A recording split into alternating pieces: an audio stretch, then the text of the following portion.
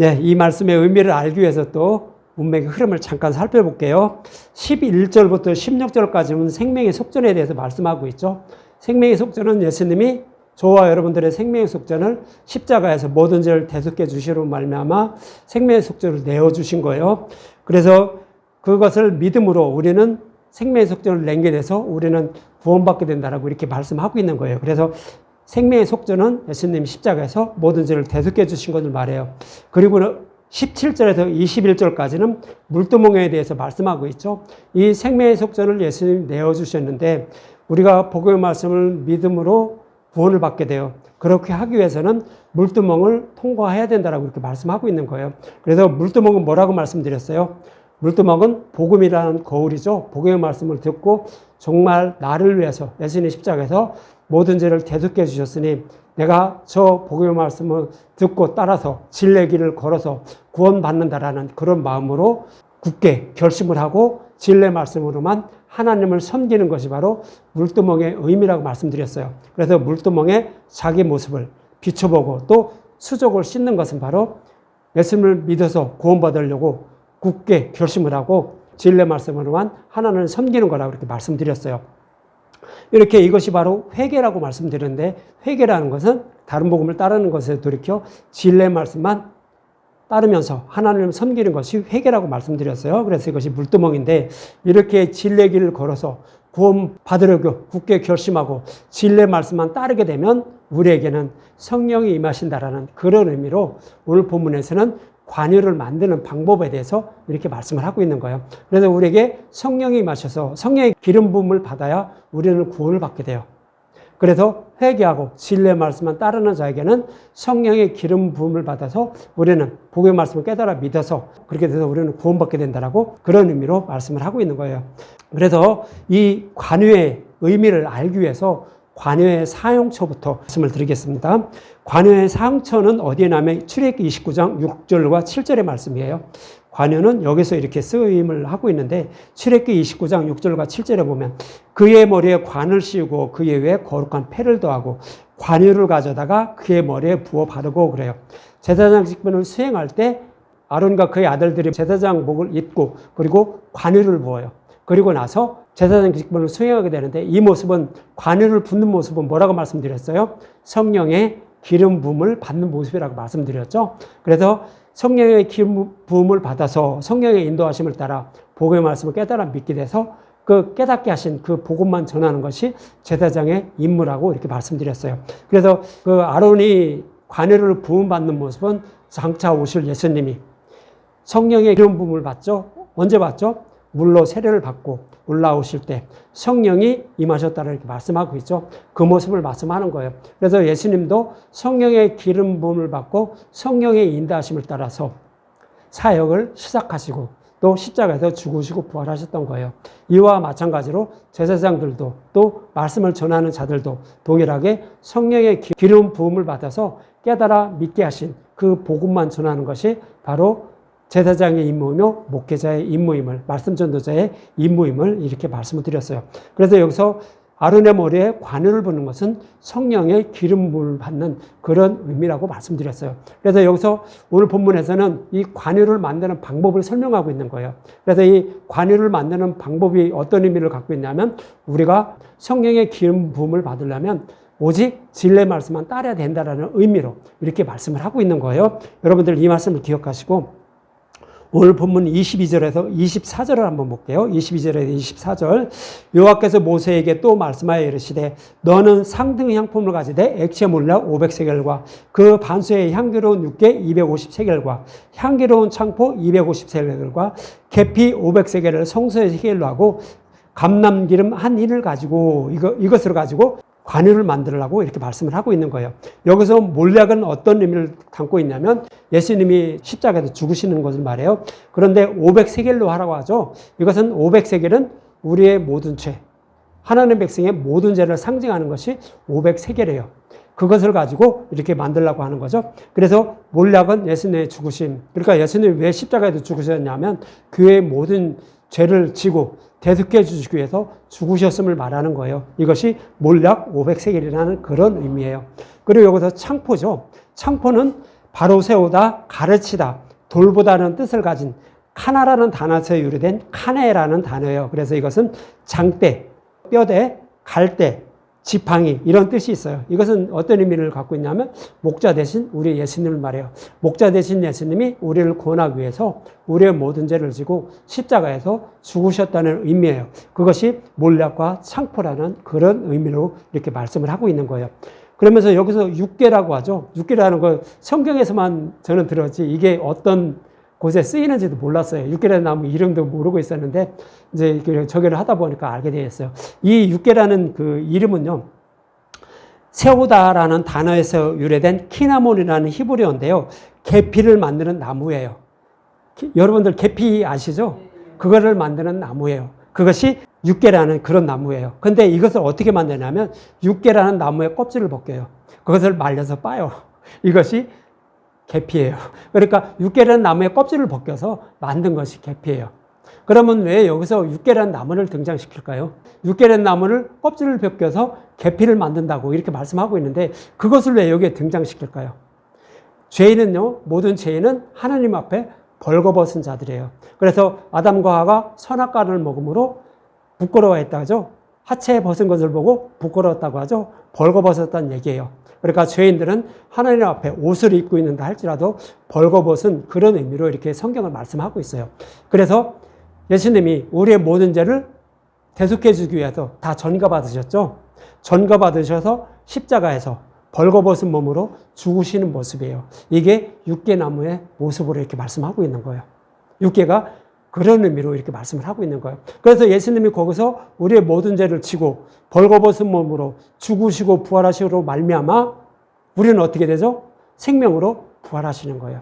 그래서 예수님이 왜 이렇게 예수님이 벌거벗은 몸이 돼서 죽으시고 부활하셨는지 그것을 말씀하고 있는 것이 뭐예요? 저와 여러분들의 생명으로 부활하기 위해서 지옥불에 들어가지 않고 부활하기 위해서 벌거벗은 몸이 돼서 죽으셨다라고 이렇게 말씀하고 있는 거예요. 이것이 육계나무의 껍질을 벗겨서 계피로 만드는 거예요. 이 계피는요, 향이 오래 간다고 해요. 그래서 옛날에 시체를 썩지 않고 오래 보관하기 위해서 미라를 만드는데 이 계피를 많이 뿌렸대요.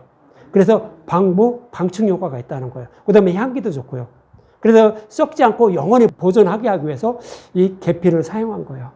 그런 의미로 이렇게 말씀하는데 그래서 이렇게 사용하는 재료로 이렇게 말씀하는 의미가 뭐냐면 우리도 영원히 썩지 않고 그러니까 지옥불에 들어가지 않고 생명으로 부활하기 위해서 예수님은 벌거벗은 몸이 돼서 십자가에서 죽으시고 부활하셨다라고 이렇게 말씀하고 있는 거예요.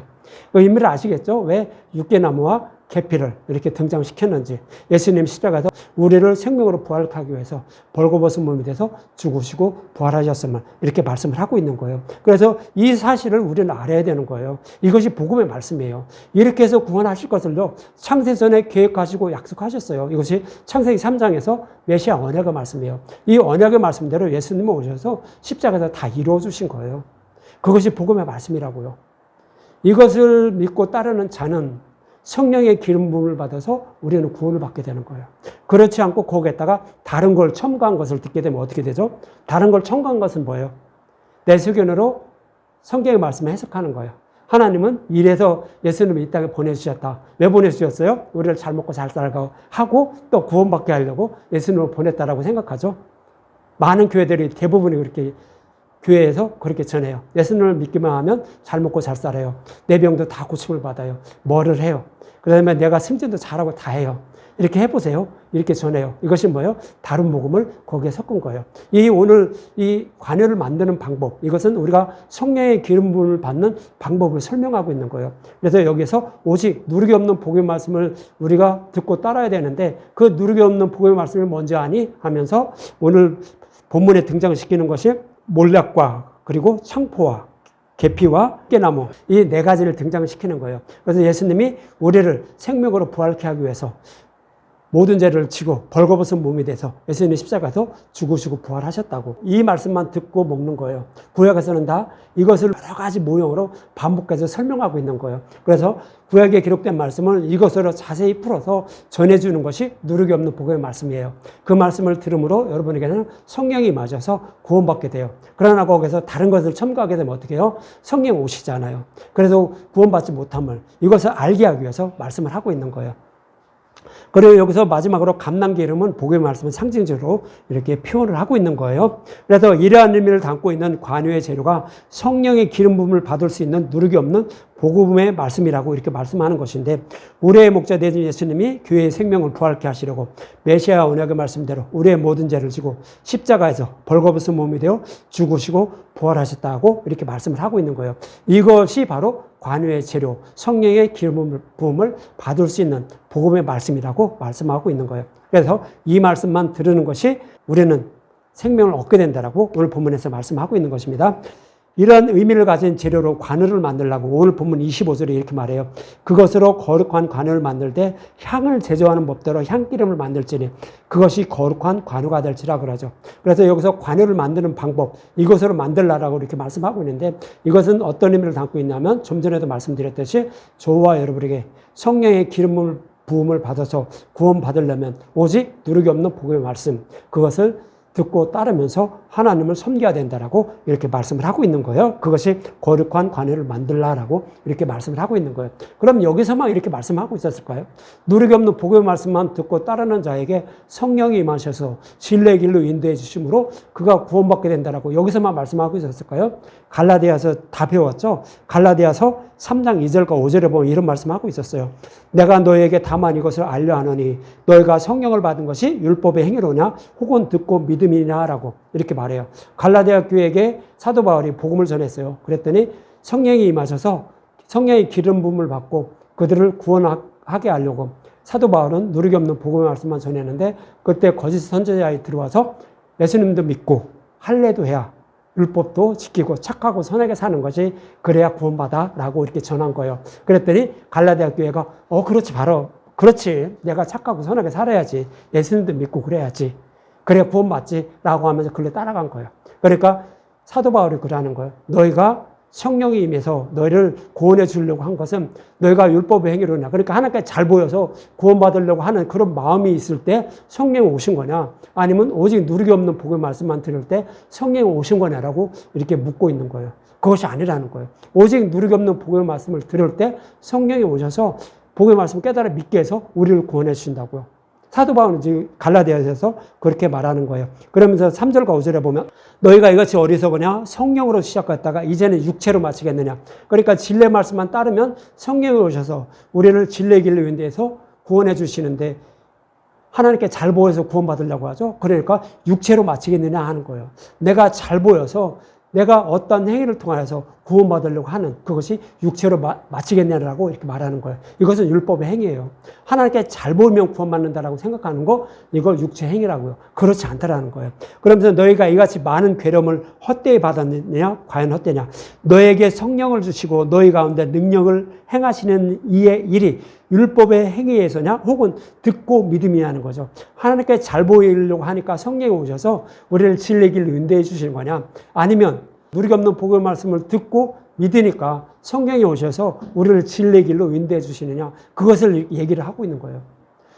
어떤 행위가 조금이라도 들어가면, 그러니까 누룩이라도 조금이 들어간 것을 믿고 하나님을 섬기게 되면 성령 오시지 않는다는 거예요. 그러나 누룩이 없는 복음의 말씀, 관유를 만드는 재료, 그것만 이렇게 여러분들이 듣고 있을 때 성령이 오셔서, 그것이 누룩이 없는 복음의 말씀이에요. 그것을 듣고 믿을 때 성령이 오셔서 우리를 진리의 길로 인도해 주신다는 거예요. 사도 바울도 그것을 알고요. 율법에 능통한 자예요, 사도 바울은. 그런데 그거 똥으로 여기고 이건 아무것도 아니라는 거예요. 구원받지 못한다는 거예요. 그래서 오직 누룩이 없는 복음의 말씀만 전하고 있다라고 사도 바울은 계속 초대 교회들에게 계속 전하고 있었던 거예요. 그래서 사도 바울은 이렇게 누룩이 없는 복음의 말씀을 들을 때 성령이 오셔서 우리를 진리의 길로 인도해 주셔서 구원해 주심을 알고 오직 누룩이 없는 복음의 말씀만 이렇게 전했다라고 이렇게 말씀하고 있는 거예요. 그래서 여기 사도 바울 말고도요, 사도행전에서 고넬료라는 사람이 있었어요. 이 고넬료라 하는 사람도 이방인이었지만 유대교를 믿고 있었어요. 그러면서 메시아를 보내서 우리를 구원하신다고 했는데 이 약속하신 메시아를 기다리면서 기도하면서 살아갔어요. 그런데 고넬료는 그때 당시 복음의 말씀을 듣지 못했어요. 그러니까 하나님은 이렇게 했더라고요. 사도행전 10장 1절부터 2절에 보면 이런 말씀하고 있어요. 사도행전 10장 1절과 2절. 가이사라의 고넬료라 하는 사람이 있으니 이달리아 부대에 하는 군대의 백부장이라. 그가 경건하여 온 집안과 더불어 하나님을 경외하며 백성을 많이 구제하고 하나님께 항상 기도하더니 그러게요. 그러니까 고넬료는 이방인이었는데요. 유대인들이 믿는 유대교를 믿고 있었어요. 율법에 따라 하나님을 섬기고 있었는데 그 중에 그 유대인들처럼 그렇게 율법에 따라 하나님을 섬기고 있었지만 약속하신 메시아를 소망하고 있었어요. 물론 다는 모르겠지만 메시아가 오셔서 자신을 구원해 주신다는 그 약속의 말씀을 믿고 약속하신 메시아를 보내주셔서 구원해 주시옵소서 하는 항상 이렇게 기도를 하면서 하나님을 섬기고 있었어요. 하나님께 그 기도가 상달돼서 하나님이 들으신 거예요. 그래서 이제 그렇게 말씀하시는 거예요. 이어지는 3절과 5절에 하나님이 이렇게 하라고 해요. 하루는 제9시쯤 되어 환상 중에 밝히 보매 하나님의 사자가 들어와 이르되 고넬료야 하니 고넬료가 주목하여 보고 두려워하여 이르되 주여 무슨 일이나이까 천사가 이르되 내 기도와 구제가 하나님 앞에 상달되어 기억하신 바 되었으니 내가 지금 사람들을 욥바에 보내어 베드로라 하는 시몬을 청하라 그래요. 이 하나님이 고넬료를 구원하고 싶어요. 우리가 구원을 받으려면 성령이 오셔야 돼요. 성령이 오실 수 있는 방법은 누리기 없는 복음의 말씀을 들어야 돼요. 그것을 들음으로 성령이 임하가 돼요. 그 복음의 말씀을 듣지 않으면, 누리기 없는 복음의 말씀을 듣지 않으면 우리에게 성령이 임하지 않아요. 그래서 이 사실을 알고 하나님은 그에게 천사를 보낸 거예요. 그래서 욥바에 있는, 그때 베드로가 욥바에 있었나 봐요. 욥바에 있는 베드로를 청하라 그러는 거예요. 베드로가 와서 복음을 전할 거야. 그러면 너에게 성령이 임하셔서 너를 구원해 줄 거야. 알았지? 이런 의미로 이렇게 말씀하는 거예요. 그래서 이 말대로 베드로를 청했어요. 그래서 사도행전 10장 43절에 이렇게 말씀하고 있어요. 이제 베드로가 고넬료의 집에 와서 복음을 전하는 거예요. 복음을 전하는데 이렇게 43절만 볼게요.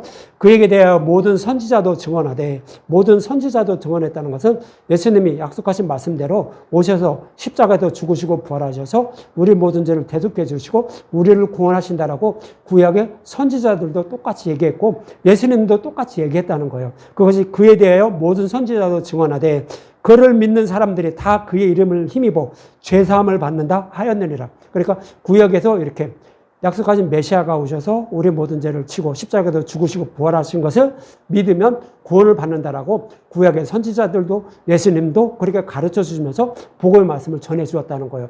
그리고 나서 예수님 십자가에서 죽으시고 부활 성천하셨다는 거예요. 이 복음을 베드로는 고넬료에게, 거기에 많은 모여있는 사람들에게 그 복음을 전한 거예요.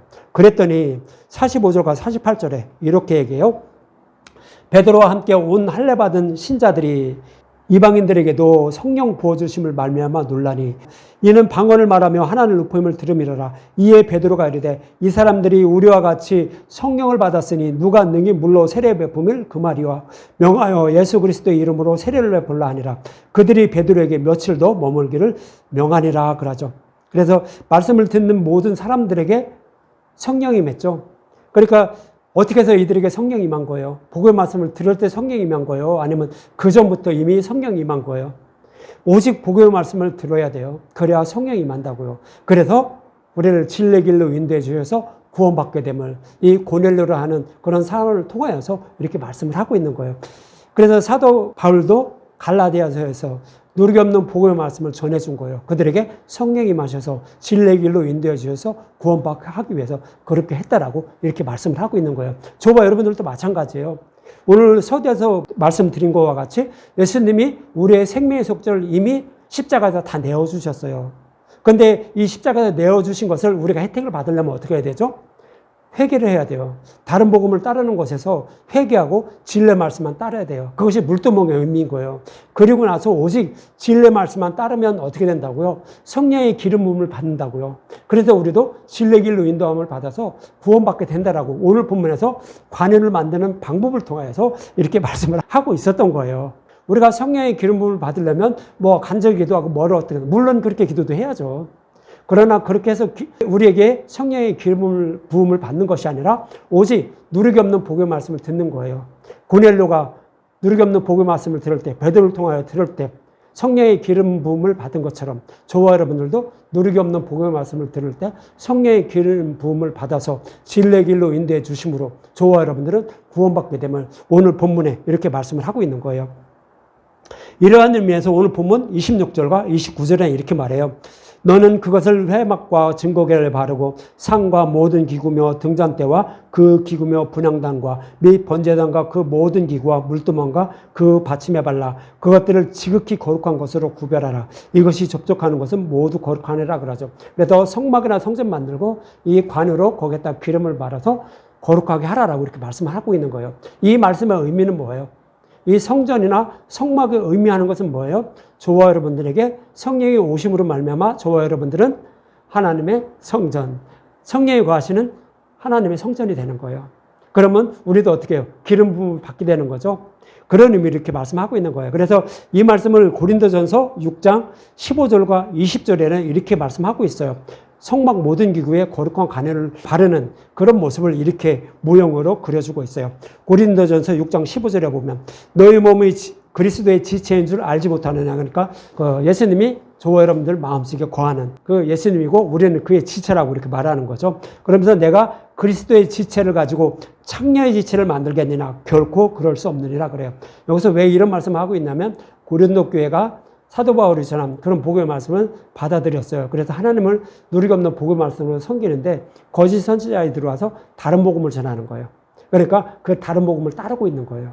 그러니까 사도 바울이 그러는 거야. 너희들 지금 창녀로 그렇게 하나님께 예배를 드리고 있느냐는 거죠. 성경에서 말하는 창녀는 진리의 말씀이 아닌 다른 복음으로 하나님을 섬기는 자들을 성경에서는 창녀라고 그래요. 간음했다라고도 하고 창녀라고도 하고 이렇게 말하는 거예요. 그래서 고린도 교회가 다른 복음을 따르고 있음을 이렇게 말씀을 하고 있는 거예요. 그러면서 16절과 17절에 이렇게 말해요.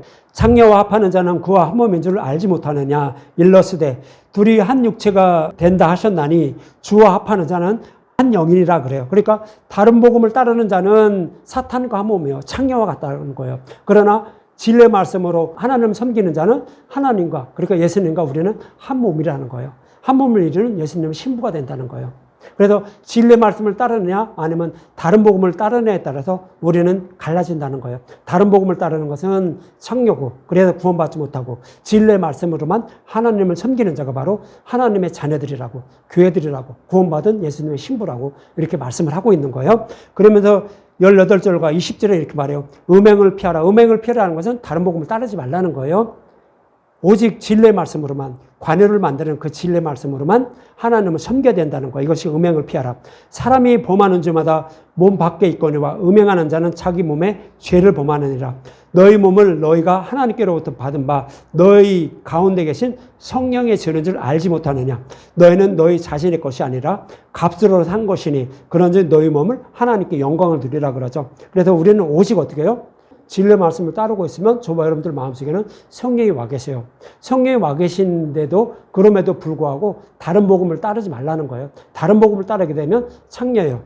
그래서 그는 구원받지 못한다고요. 그래서 그러지 말고 오직 진리의 말씀으로만 하나님을 섬기라고요. 왜 하나님만 섬겨야 되죠? 하나님이 저와 여러분들을 구원하기 위해서 십자가를 통하여 값을 산 거예요. 예수님이 십자가에서 생명의 속죄를 내어주셨어요. 그래서 우리를 하나님의 백성으로 삼아줬다고요. 그런데 왜 다른 복음을 따르라는 거죠? 하나님이 나를, 예수님이 나를 십자가를 통하여 값으로 사준 그 십자가의 은혜와 사랑을 꼭 붙잡고 살라고요. 그래야 구원받는다라고요. 다른 방법이 없다고 이렇게 고린도전서에도 이렇게 말씀을 하고 있는 것입니다. 이처럼 다른 복음을 따르지 않고 오직 나를 죄에서 구원해 주신 예수님에 대해서 알고 진리의 말씀만 따르는 것이 성령의 인도함을 받는 거예요. 그래서 이러한 삶을 살아가는 사람이 뭐예요? 거룩한 관여를 성막의 기구에 다 바르라라고 말하는 거예요. 그러니까 성령의 인도하심을 따라서만 우리는 살아야 된다는 거죠. 다시 말씀드리면 누룩이 없는 복음의 말씀으로 하나님을 섬기며 살아가야 된다라는 그런 의미로 모든 성막 기구에 거룩한 관여를 바르라라고 이렇게 말씀을 하고 있는 것입니다. 그러면서 이어지는 본문 30절에 이렇게 말해요. 너는 아론과 그의 아들들에게 기름을 발라 그들을 거룩하게 하고 그들이 내게 제사장 직분을 행하게 하고 그러죠. 거룩한 관여를 발려야 되겠죠. 성령의 기름 부음을 받아서 그들은 그 인도하심을 따라서 복음의 말씀을 전하면서 제사장 직분을 수행할 것임을 이렇게 말씀을 하고 있는 거예요. 그것이 그의 아들들과 그들에게 기름을 발라 거룩하게 하라라고 하면서 제사장 직분을 수행하라라고 이렇게 말씀하고 있는 거예요. 그러면서 31절과 33절에 보면 이스라엘 자손들에게 말하여 이르기를 이것은 너희 대대로 내게 거룩한 관원이 사람의 몸에 붙지 말며 이 방법대로 이와 같은 것을 만들지 말라. 이는 거룩하니 너희는 거룩히 여기라. 이와 같은 것을 만드는 모든 자와 이것을 타인에게 묻는 모든 자는 그 백성 중에서 끊어지리라 그러죠. 그래서 거룩한 관여는 다른 사람에게 붙지 말라는 거예요. 이 얘기는 뭐예요? 오직 진리 말씀만 따르고 하나님을 섬기는 자들에게는 성령이 임하지만 그렇지 않은 자들에게는 성령이 임하지 않는다는 거예요. 이 말씀을 또 어떤 의미를 담고 있냐면 하나님이 택한 백성들에게는 성령이 오셔서 진리의 길로 인도해 주셔서 구원해 주시지만 그런 사람만 누리기 없는 복의 말씀만 들어요. 하나님 택한 백성들만 그래요. 그런 자들은 하나님의 자녀들이라는 거예요. 그런데 그렇지 않은 택하지 않은 자들은 어떻게 되죠? 그것을 들어도 이게 진리인지 몰라요. 그러니까 이것은 아니네, 내 생각과 틀리죠. 사탄의 생각과 틀리는 거예요. 그러니까 그것을 듣지 않으려고 치워버리는 거예요. 그런 사람들은 성령의 기름 부음을 받지 못해서 구원받지 못함을 말씀을 하고 있는 거예요. 그래서 이 말씀을요, 갈라디아서 4장 6절에 이렇게 말하는 거예요. 성령의 기름 부음을 받는데 왜 성령이 임하셨는지 이것을 말해요. 갈라디아서 4장 6절. 너희가 아들임으로 하나님이 그 아들의 영을 우리 마음 가운데 보내사 아빠, 아버지라 부르게 하셨다고요. 저와 여러분들은 창세전에 하나님 택하셨어요. 그래서 잃어버린 하나님의 백성이기 때문에 하나님의 영이 저와 여러분들에게 오셔서 복음의 말씀을 깨달아 믿게 해서 하나님을 아버지라 부르게 했다고요. 그래서 창세전에 택한 자들에게는 성령이 임하셔서 진리의 길로 인도해 주셔서 우리를 구원해 주심을 이렇게 말씀을 하고 있는 거예요. 그러나 그렇지 않고 택함을 받지 못한 사람은 어떻게 되죠? 성령이 임하지 않아요. 그래서 오직 누리기 없는 복음의 말씀만 들으면 저게 뭐야? 맞나? 이거 아무것도 아니네. 저 애굽에서 먹던 거나 주지 왜 그런 얘기만 해줘 하면서 광야 이스라엘 백성들과 똑같이 그것을 거절할 것임을 말씀하고 있는 거예요. 그렇지만 오직 누리기 없는 복의 말씀 만나를 먹어야 우리는 십자가에 달린 예수님을 바라보게 돼서 우리는 생명을 얻게 돼요. 그렇지 않으면 지옥불에 던져지게 됨을 이렇게 말씀을 하고 있는 거예요. 그리고 관여를 만들어 타인에게 붙지 말라는 것은 다른 복음을 전하거나 따르면 성령이 오시지 않으므로 다른 복음을 또 전하지 말라는 그런 의미도 있어요. 그래서 다른 복음을 전하는 것을 또 이렇게 누가복음 10장 10절에 이렇게 말해요. 누구든지 말로 인자를 거역하면 사하심을 받으려니와 성령을 모독하는 자는 사하심을 받지 못하리라 그래요. 성령이 하시는 뭐예요? 우리가 들은 복음의 말씀을 듣고 깨달아 믿게 하시는 일을 하시는 것이 바로 성령이 하시는 일이에요. 그래서 성령 오신 목적이 바로 그거예요. 우리를 믿음에 이르게 하시는 거예요. 그런데 거기에 다른 복음을 따르게 되면 어떻게 되죠? 성령이 하실 일이 없는 거예요. 오직 진리의 말씀만 들을 때 성령이 오셔서 그 복음의 말씀을 깨달아 믿게 해서 우리를 구원해 주셔요. 그런데 성령이 오셨는데도 불구하고 다른 복음을 따르면 우리는 성령 하실 일이 없기 때문에 믿음에 이르지 못해요. 그래서 그런 사람들이 바로 성령을 모독하는 사람들이라는 거예요. 그래서 성령을 모독하지 말라는 거예요. 다른 복음을 전하는 자들도 성령을 모독하는 자들이고요. 그 다음에 다른 복음이 옳다고 진리라고 따르는 사람도 성령을 모독하는 사람들이에요. 성령 하신 일을 반대로 가는 거죠. 그런 사람들 바로 성령을 모독하는 거라고 이렇게 말씀을 하고 있는 것입니다.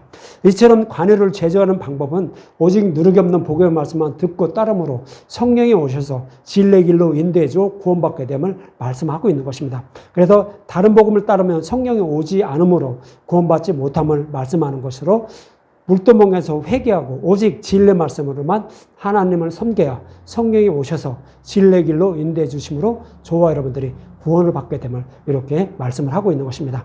저와 여러분도 오직 누리기 없는 복음의 말씀만 듣고 먹으며 하나님을 섬기는 분들이 되어 영원한 생명을 얻는 저와 여러분들이 되시기 바랍니다.